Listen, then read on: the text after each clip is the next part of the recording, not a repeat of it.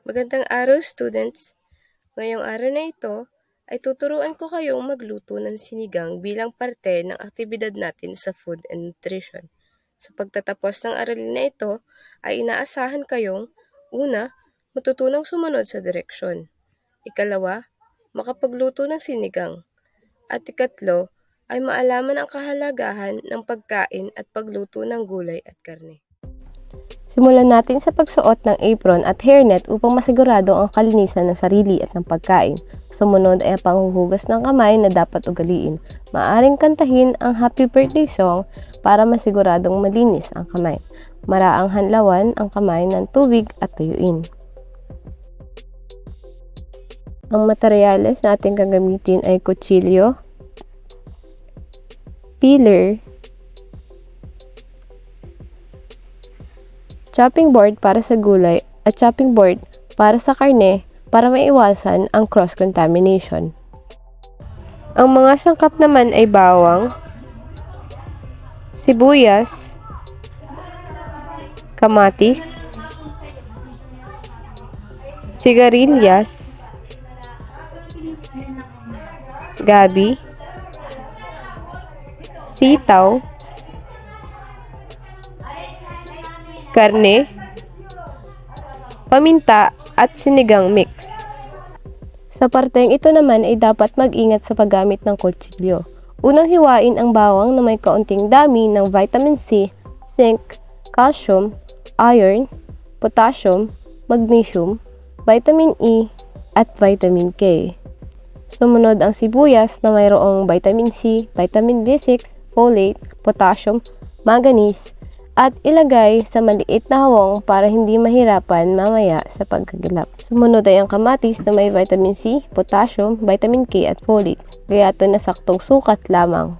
Sumunod ay ang sigarilyas na may phosphorus, iron at vitamin B na sakto lamang din sa bibig ang hati. Sumunod ay ang sitaw na mayaman sa folate, vitamin B12 at antioxidants. At ang gabi naman ay mayroong dietary fiber, potassium, phosphorus at vitamin C. Ito ay bahagyang nipisan para madaling maluto. At ang kahulihan ay karne na mayaman sa protina na maaring bilhin na hati-hati na para hindi mahirapan.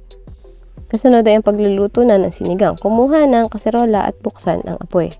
Lagyan ng kaunting langis at unang igisa ang bawat sibuyas. Isabay din ang paminta para bumango at humalang ng kaunti ang putahe.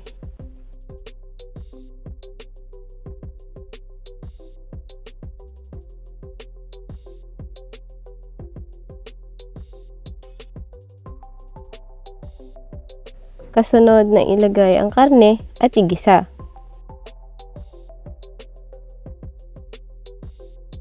Ilagay ang kamatis at ito rin ay igisa para maluto at kumatas.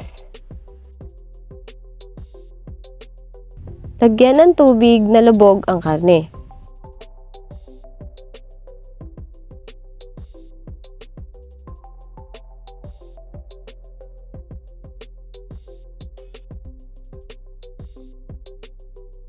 Pagkatapos ay takpan at hintayin kumulo. Sa pagkulo ay tingnan kung may mga nabubuong dugo sa taas ng pinakuloang karne dahil ito ay madumi.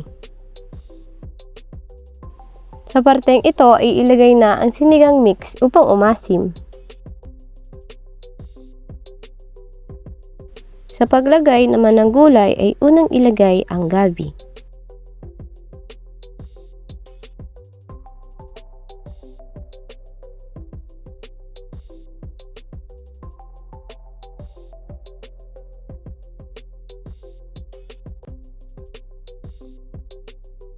Sa pagkulo ay maraang tingnan rin kung malambot na ang karne.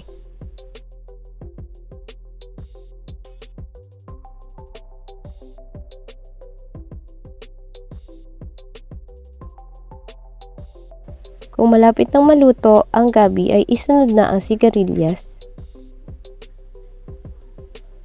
at ang sitaw.